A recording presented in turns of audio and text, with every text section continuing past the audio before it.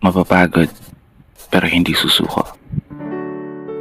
Alam mo ba na may dalawang uri ng pagod na pwede mong madama?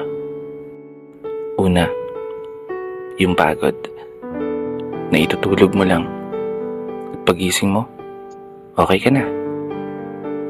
Pero may isang uri ng pagod na talagang kakaiba. Yun ay ang pagod na hindi nadadaan sa pahinga. Isang pagod na magpapahiwatig kung gaano kabigat ang mga problema mong daladala. Pagod na magpapanginig ng mga luha sa mata. Pagod na magdidikta sa'yo para sabihin ayaw mo na.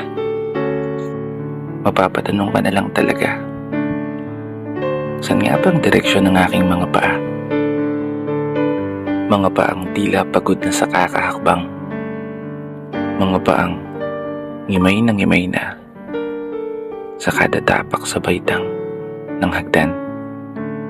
Isang hagdan na magdadala sa akin patungo sa isang palapag na pinapangarap ko. Mapapagod pero hindi susuko. Magpapahinga pero hindi hihinto. Para sa pamilya at para sa pangarap, palaging pipiliin na magpatuloy. Kasi alam mo, kung ang pagod ay kapalit ng magandang kinabukasan, wala kang dahilan para sukuan ng pagod.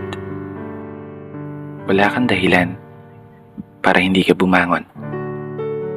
Wala kang dahilan para tuluyang magpalamon sa pagod na magbibigay sa iyo ng mga hamon at pagsubok na susukat sa iyong katatagan at kagustuhang makaahon, kagustuhang umasenso at kagustuhang magtagumpay at tuluyang makamtan yung magandang buhay na gusto mong mapasa kamay.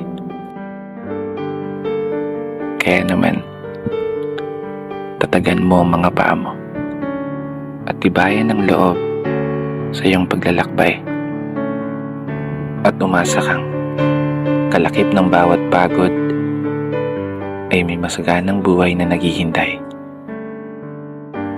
Sige, umusad ka. Dito na nagtatapos. Kaya isang pagpupugay para sa lahat ng mga tao na patuloy sumasabay sa hamon